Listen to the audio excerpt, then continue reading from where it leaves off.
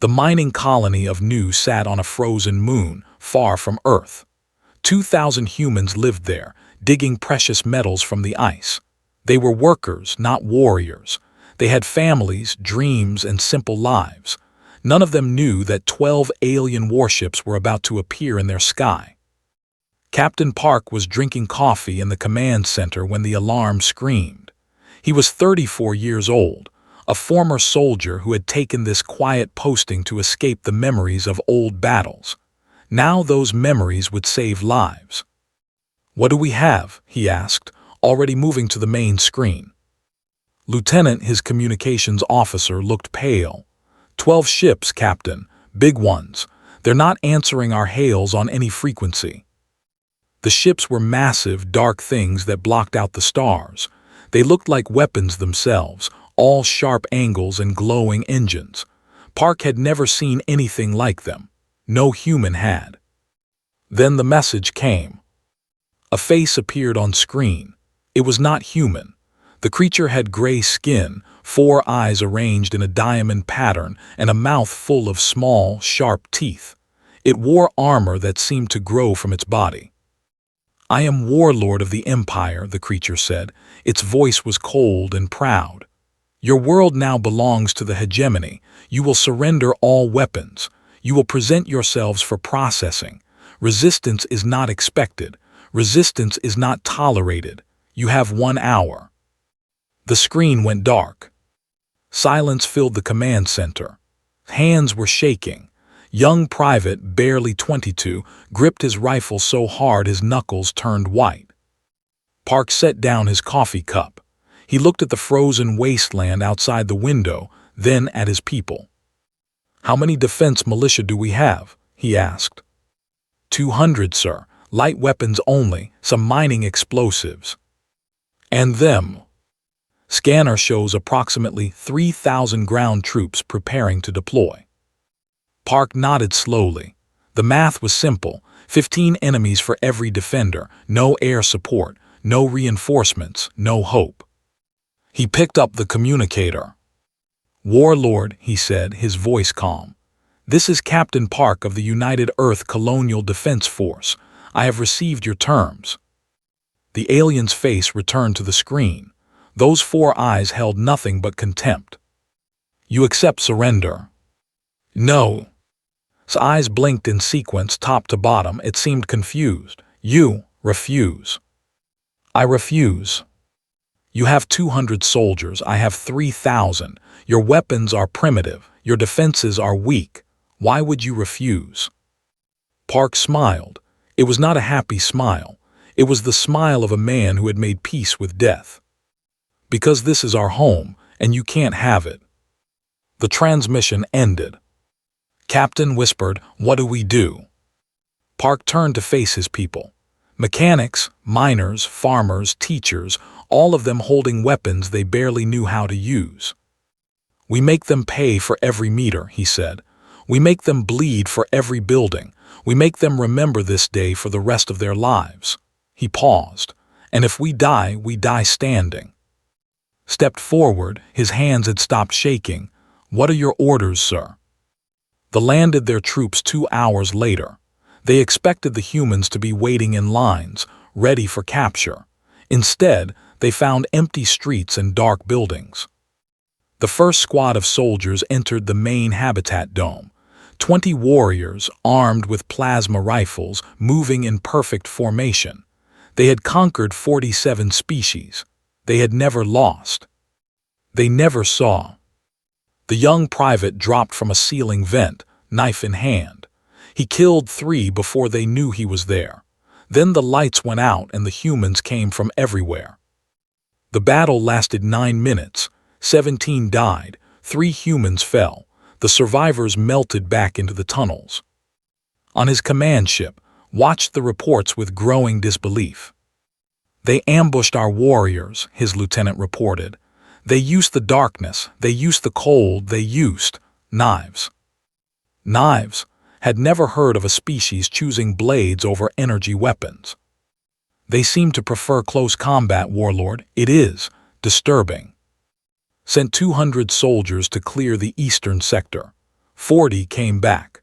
The humans had collapsed tunnels, set traps with mining charges, and fought hand to hand in the rubble. "They do not behave like prey," the lieutenant said. "When cornered, they attack. When wounded, they fight harder. One of them was missing an arm. He was still firing his weapon. He was laughing." The battle for Nu lasted 11 days. Park led his people through the ice tunnels, striking and vanishing, bleeding the one cut at a time.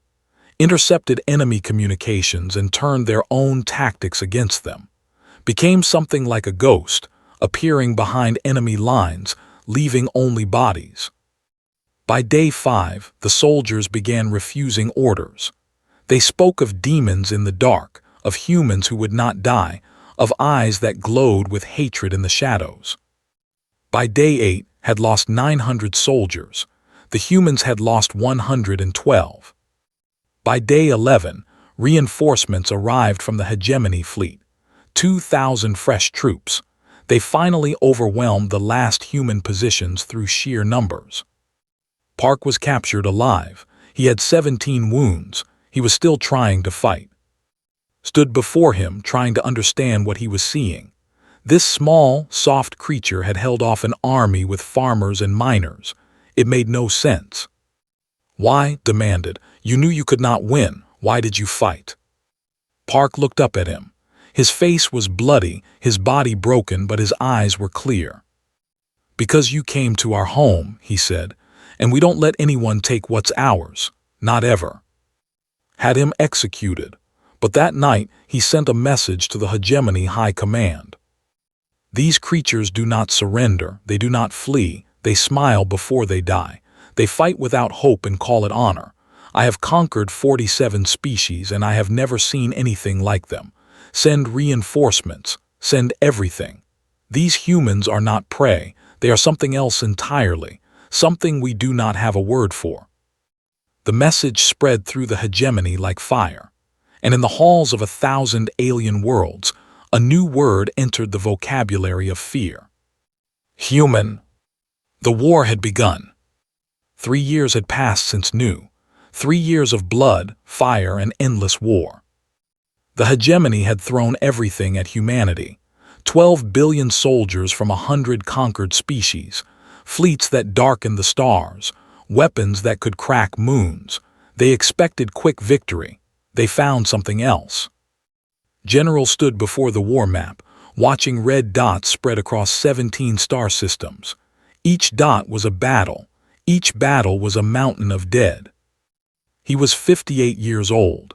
His hair had turned white in the first year of the war. His hands shook when he was alone, though no one ever saw it. He had studied every war in human history, from ancient sword fights to nuclear standoffs. Nothing had prepared him for this. "Report," he said. Commander stepped forward. She was his best naval tactician, the woman who had invented the swarm doctrine that let human ships fight against superior numbers. "We're holding, sir, barely. The line is stable. We lost station but took back the Tau colonies." She paused. "Casualties are significant." Significant, such a small word for so much death. "And the enemy? Their losses are worse than ours. 3-1, sometimes 4-1, but they have more bodies to throw at us." His voice was tired. "They can afford to bleed. We can't." Nodded slowly.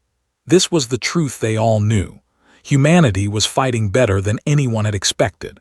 Their soldiers had become legends, warriors who charged into hopeless battles and sometimes won through sheer fury. The now required drugs before fighting humans, chemicals that suppressed fear. But it wasn't enough. The galaxy was too big, the enemy too many. "We need something new," said. "Something that changes the equation." "Project Ghost is ready, sir."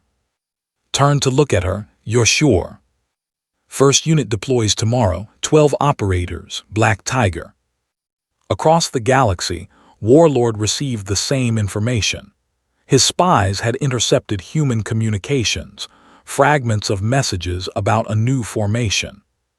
He sat in his command throne on the largest warship ever built, a monster of metal and fire called the Eternal Conquest. 3 years of war had changed him. The contempt in his eyes had become something darker. Hatred, perhaps, or fear. "Project Ghost," he said. "What do we know?"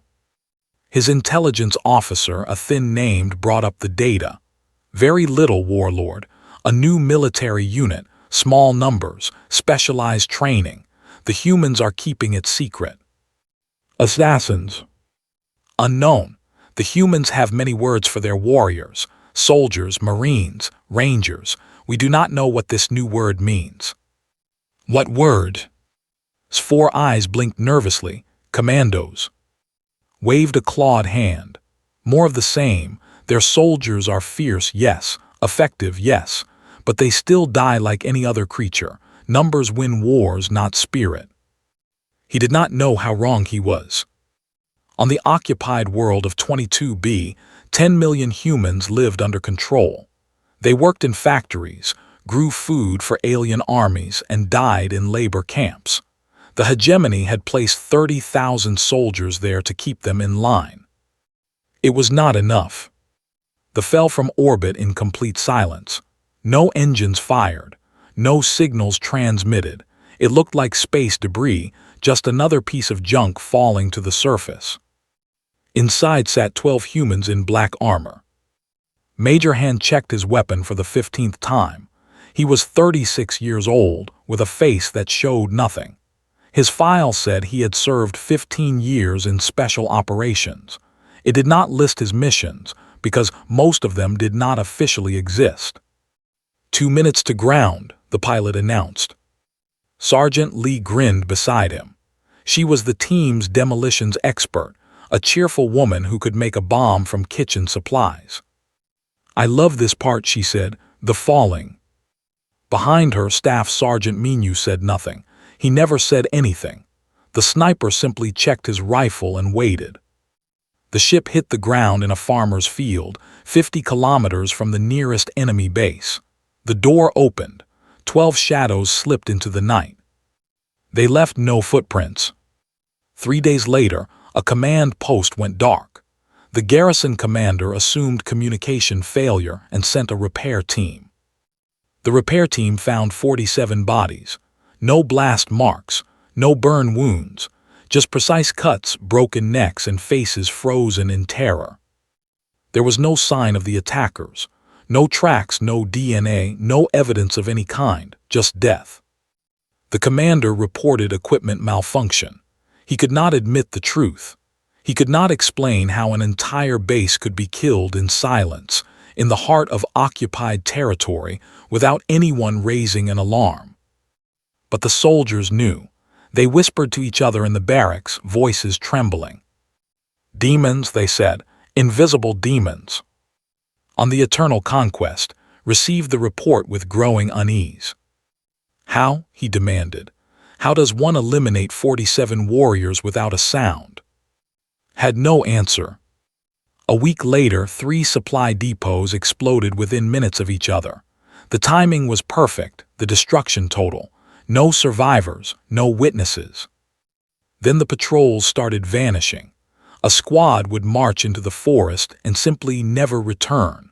Sometimes their bodies were found days later, arranged in patterns that seemed almost artistic. And always there were the messages. Written on walls, burned into fields, carved into the bodies of the dead. "We are watching. You cannot hide. You are already dead, you just don't know it yet." Sent his finest warriors, the Blood Guard, veterans of 100 conquests, 200 elite soldiers whose names were spoken with fear across the galaxy. They tracked the humans for 3 days. They found an abandoned camp. They found the message. They died screaming in the night. One survivor was left alive. His name was, and he would never fight again. They found him sitting in a field, surrounded by the bodies of his brothers, speaking a single word over and over. "Commandos, commandos, commandos." When heard his report, something cold settled in his chest, something that had never been there before. "What did they look like?" he asked. His eyes were empty. They looked like nothing, they were shadows, they were silence, they moved through us like wind through grass. His voice cracked. They were not soldiers, warlords, soldiers fight. These were something else. They hunted. Dismissed him. He sat alone in his throne room for a long time, staring at the stars. The humans had sent something new into his war. Something that did not fight like soldiers, did not think like soldiers, did not die like soldiers. And for the first time in his long life of conquest, Warlord felt something he had only ever seen in the eyes of his victims. Fear. The night on 22B was cold and dark. 2 moons hung in the sky, casting pale shadows across the farmland. Somewhere in the distance, patrol ships hummed through the air, searching for enemies they could not find. Major Han lay in the grass perfectly still. He had been there for 6 hours watching the enemy base through his scope. He did not move. He barely breathed. He was patient like stone. Beside him, Sergeant checked her.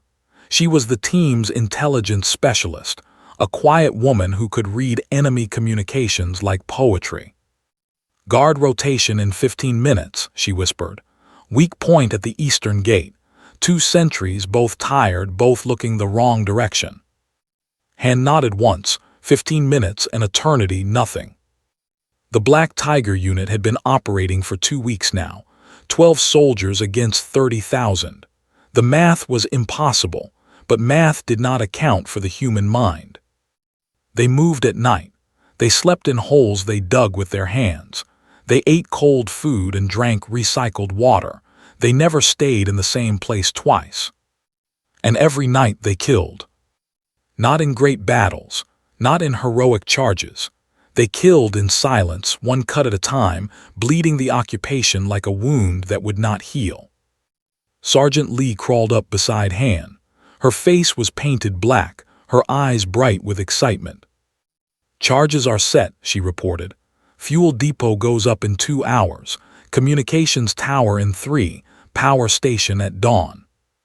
Han did not smile, but something warm moved behind his eyes. Good work. Staff Sergeant Minu was somewhere in the darkness, finding his position. The sniper never announced himself. He was simply there when needed, a ghost with a rifle, death from a kilometer away. The smallest member of the team, Corporal Bay, appeared without a sound. She was 24 years old and looked almost like a child. She was the deadliest close combat fighter Han had ever seen. "Patrol eliminated," she said. Her knife was clean, it was always clean. No witnesses. 5 soldiers, 12 enemies dead, another night's work. Han rose from the grass. "Move out, we have a meeting." They found the resistance fighters in an abandoned farm, hiding in a cellar beneath the wheat fields. 20 humans, thin and tired, armed with stolen weapons and desperate courage. A young woman stepped forward. Her name was O. She was 19 years old, with hard eyes that belonged to someone much older. "You're the ones," she said, "the ghosts." Han looked at her. "We're soldiers, nothing more." "They don't think so. They're afraid to sleep now. They see shadows everywhere. They shoot at the wind." She paused. "What did you do to them?" Lee grinned. "We reminded them that the dark has teeth." Studied the Commandos. They looked like normal humans. Average height, average faces, nothing special. But there was something in the way they moved, the way they stood, the way their eyes never stopped watching. "Train us," she said. "Teach us to fight like you." Han shook his head. "You don't want to be like us." "Why not?" "Because we're not heroes. We're not brave. We're just very good at killing, and we've made peace with what that means." His voice was soft. "We do this so people like you don't have to." His jaw tightened. "My family is dead, my village is ash, I have nothing left but hate." She stepped closer. "Teach me." Han looked at her for a long moment, then he nodded. "Start with communications. Lee, basic demolitions. Minu, find her something to shoot." He met's eyes. "This path doesn't lead anywhere good, but if you're sure." "I'm sure." 3 days later, the garrison received reinforcements. The Blood Guard was gone, But Warlord had sent something worse. The Iron Legion, 500 elite warriors with enhanced armor and weapons designed specifically to hunt humans. Their commander, a veteran named, stood before his troops. "These humans are nothing special," he declared. "They are sneaks and cowards who attack in darkness because they cannot face us in light. We will find them. We will break them. We will send their bodies back to their little world as a message." His soldiers roared their approval. That night, Han called his team together. "They're setting a trap," reported. "They're spreading out, creating weak points. Hopping will attack." "So we don't attack," Lee suggested. "We wait them out." Han shook his head. "No, they expect us to be careful. They expect us to be smart." He looked at each of his soldiers. "So we do something stupid." The Iron Legion's command center sat in the heart of the city, surrounded by walls and guards and sensors. It was untouchable, invincible. Han's team hit it at noon.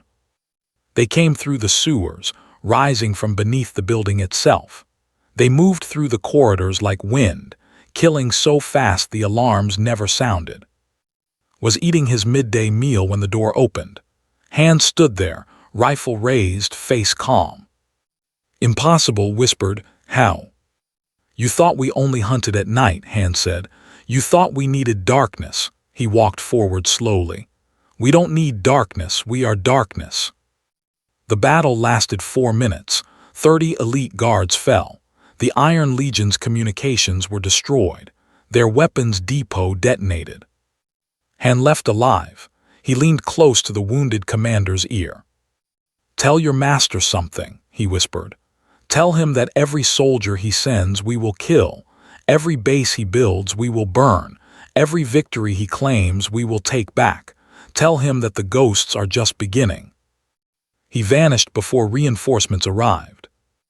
That night the remaining Iron Legion soldiers refused to patrol.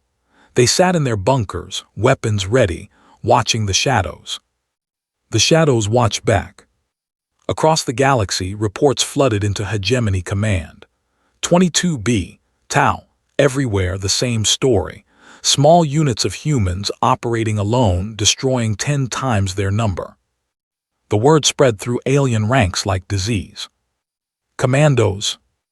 Not soldiers, something else. Something that couldn't be stopped by numbers or weapons or walls. Something that turned the rules of war into a joke.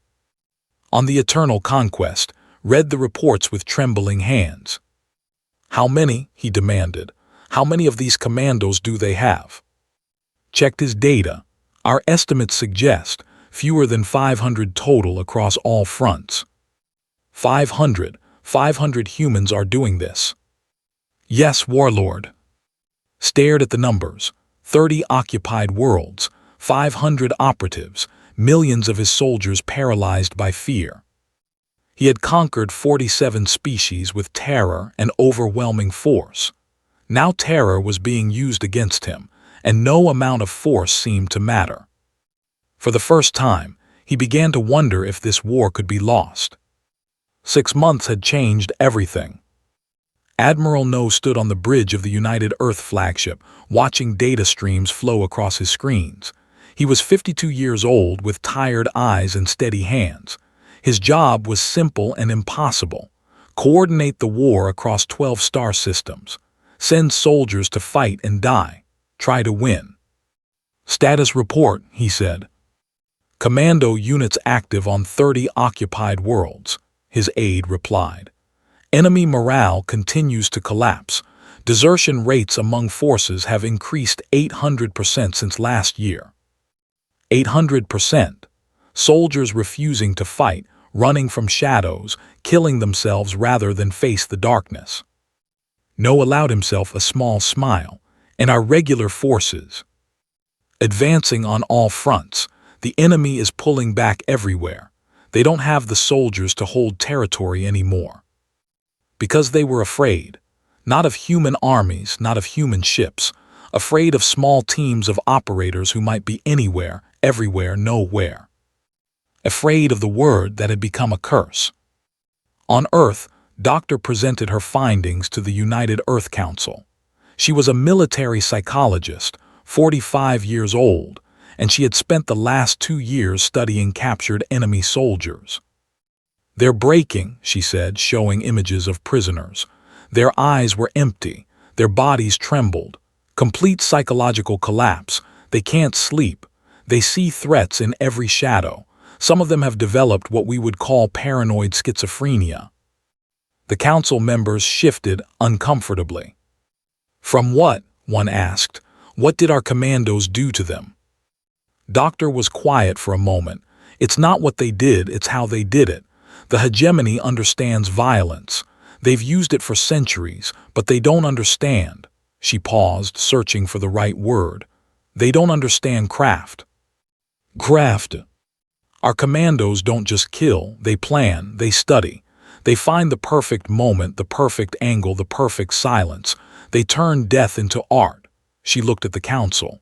"The enemy has never faced anything like it. They have no defense against fear itself." On 22B, O had become something new. 6 months of training had transformed the young farmer into a warrior. She led her own resistance cell now, 20 fighters she had trained herself.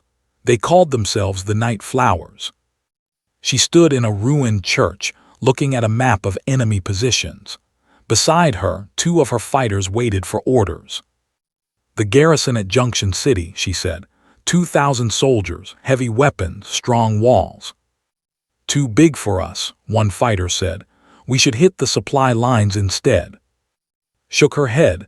"Major Hand taught me something. The enemy expects us to be smart, to pick easy targets, to run from strength." Her eyes hardened. "Sometimes the answer is to do something stupid." They hit Junction City at dawn, when there were changing shifts. 20 humans against 2,000 aliens. Had learned well. They struck the ammunition depot first, the explosion killing hundreds. Then the communications center, cutting off any calls for help. Then the command building, where officers were still trying to understand what was happening. By noon, Junction City belonged to humans again. Stood in the ruins, covered in ash and blood, watching her flag rise over the city square. She thought about her family, her village, everything she had lost. "This doesn't bring them back," she whispered. But it felt like justice. Across the galaxy, Warlord was losing control. His officers questioned him openly now. His soldiers refused orders.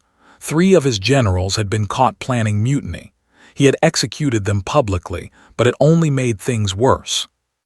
"The humans cannot be defeated by force," one advisor dared to say. "Perhaps we should negotiate." "Negotiate"'s voice was a snarl. "We are the hegemony. We do not negotiate with prey." "They are not prey, Warlord. They never were." Killed the advisor himself, tearing out his throat with his claws. But the words echoed in his mind. They were never prey. The fortress world of Prime was supposed to be unbreakable. A planetary shield protected it from orbital bombardment. 1,000,000 soldiers guarded its surface. It was the key to the entire sector. Captain received her orders with a calm face. She was 31 years old, commander of Commando Unit White Fox, 9 operators, 1 impossible mission. "The shield generator is underground," intelligence told her. 3 kilometers below the surface, 12,000 guards, multiple security checkpoints, automated defenses. "Study the blueprints, entry point." "Waste disposal system. It's a tight fit, but it should be unguarded." "Should be." "Best we can offer, Captain." Smiled good enough. White Fox dropped onto Prime in the dead of night. They entered through the sewers, crawling through pipes barely wide enough for human bodies. 17 hours, that's how long it took. 17 hours of crawling, climbing, killing. Guards eliminated in silence. Security systems bypassed. Checkpoints turned into graves. Lost 2 operators in the generator room itself. Private took 3 bullets covering her team's advance. Corporal Nam died holding a doorway against 50 enemies. But the charges were set. When the shield fell, the Liberation Fleet broke through like a hammer from heaven. 3 days later, Prime was free. Stood before Admiral No, receiving commendation for her team. Her face showed nothing. "Too dead," No said quietly. "I'm sorry." "They knew the cost," replied. "We all do." On the Eternal Conquest, received news of Prime's fall. He sat in his throne room, alone, staring at nothing. 9 humans had broken his fortress world. His aide entered carefully. "Warlord, we have captured an enemy officer. She was wounded in the assault on." "Bring her." They dragged in a human woman, bleeding from a dozen wounds. She was young, barely 30, with eyes that held no fear. "Why?" demanded. "Why do your commandos fight so hard? Why do they choose death over retreat?" The woman laughed. It was not a pleasant sound. "You really don't understand, do you?" She spat blood on his floor. "Your soldiers fight because they must, because you order them, because they fear you." She smiled with red teeth. "Our commandos fight because they want to. They have made death into art, and they are masters." Had her executed, but her words followed him into his dreams. They have made death into art. He began to see humans in every shadow. He stopped sleeping. He started giving orders that made no sense. His officers whispered among themselves. The great warlord, conqueror of 47 species, was falling apart. And in the darkness between stars, the commandos kept coming, silent, patient, unstoppable. The war was turning. Everyone could feel it. The hegemony was bleeding from 1,000 cuts, and the knives were still falling. Humanity was winning. Not because they had more ships or more soldiers or better weapons. They were winning because they had discovered something the galaxy had never seen before. They had found warriors who treated war itself as their art, who moved through battle like dancers, who saw death not as an ending but as a message. And the message was clear. You should never have come to our home. The war ended on a quiet Tuesday. No great battle decided it, no dramatic last stand. The hegemony simply broke like a wave against a cliff. One day they were fighting, the next they were begging for peace. The Treaty of New Geneva was signed in a small room, surrounded by cameras and diplomats. Ambassador Park, the same man who had refused to surrender at New 7 years ago, represented humanity. He was older now. Gray streaked his hair and scars marked his face, but his eyes were the same, calm, certain, unafraid. Across the table sat Chancellor. She was the new leader of the Confederacy, a reformer who had risen to power after Warlord's mysterious death.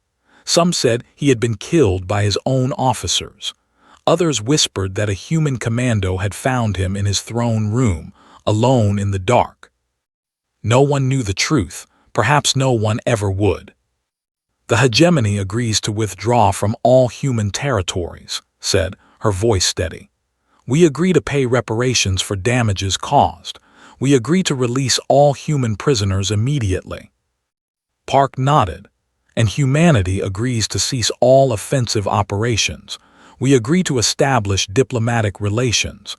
We agree to work toward lasting peace." The documents were signed. Hands were shaken, the cameras flashed. The human hegemony war was over. Later found Park standing alone on a balcony, looking up at the stars. She approached carefully, her 4 eyes studying him. "May I ask you something, Ambassador?" Park turned to face her. "Of course." "How?" She stepped closer. "You were outnumbered 1,000 to 1. Your technology was inferior. Your worlds were burning. We had conquered 47 species before you. None of them lasted more than a month." She paused. "How did you win?" Park was quiet for a long moment. When he spoke, his voice was soft. "Because we have always been at war," he said. "With our world, with each other, with ourselves. 10,000 years of conflict shaped us. We learned to fight in every condition, against every enemy with every weapon." He looked at the stars, and something old and tired moved behind his eyes. Your hegemony conquered species who had known only peace, species who had never learned to fight back, species who saw violence as an aberration, something to be avoided. He turned back to her. You never faced a species that had already survived itself. Considered this, and your commandos, what made them so different? Park almost smiled. They were the best of us, the ones who had taken everything we knew about war and made it into something new, something pure. His voice grew distant. They weren't than other soldiers. They weren't braver. They just understood something that most people don't. What? That violence properly applied is a language, and they were poets. Shivered despite herself. We have no word for what they are. Neither do we, really. We call them commandos, but that doesn't capture it. Park shook his head. They're just humans who decided that losing wasn't an option. That's all any of us ever were. Major General Han stood alone in a military cemetery outside Seoul. Rows of white stones stretched to the horizon, each one marking a commando who would never come home. He had been promoted 3 times since the war began. Now he oversaw all special operations for United Earth. Thousands of soldiers answered to him. Politicians sought his advice. His name was spoken with reverence across the galaxy. He felt only tired. He walked through the graves until he found the one he was looking for. A simple stone, white like all the others. Corporal Bay, KIA Prime. Han pulled a bottle of soju from his coat. He opened it, poured some on the ground, then took a long drink himself. We won, he said quietly. The war's over, everything we did, it worked. The stone said nothing. I remember when you joined the unit. So small, so young, I didn't think you'd last a week. He almost smiled. You lasted 3 years. You saved my life twice. You never complained, never hesitated, never asked for anything. He knelt in the grass. I'm sorry I couldn't bring you home. I'm sorry for all the things I asked you to do. I'm sorry that being the best at something terrible is still terrible. He finished the bottle and set it beside the stone. Rest now, we'll keep watch. In a training facility on Mars, Sergeant Major Lee stood before a class of new recruits. 50 young faces, eager and nervous, looking at the legend who had helped win the war. So, one recruit said, raising her hand, what made the old commandos special? What made you different from everyone else? Lee looked at them for a long moment. She remembered the darkness, the silence, the weight of the knife in her hand. She remembered friends who fell and enemies who screamed and nights that never seemed to end. We weren't special, she said finally. We were just humans who decided that losing wasn't an option. That's all any of us ever were.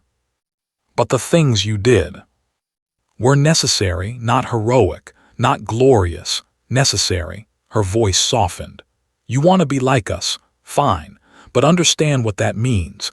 It means giving up parts of yourself that you'll never get back. It means doing things that will follow you forever. It means learning to live with the person you become. She looked at each of them in turn. The galaxy fears us now. Good. Fear keeps wars from starting. But don't ever think that what we did was beautiful. War is ugly. Always. The best you can do is be so good at it that no one wants to fight you. The recruits were silent. Any other questions? No one spoke. Good, training starts at dawn. Get some sleep, you'll need it. That night the galaxy was quiet. On 100 alien worlds, diplomats drafted treaties and soldiers stood down. Ships that had carried death now carried grain. Weapons that had torn through flesh now sat in museums.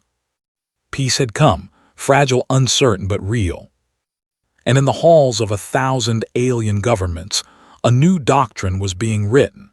It would guide policy for generations. It would shape the galaxy's relationship with humanity forever. The doctrine said many things about trade and treaties and territorial rights. But at its heart, written in language that every species could understand, was a single warning. Never give humanity a reason to send the quiet ones. Ambassador Park read a copy of the doctrine in his office.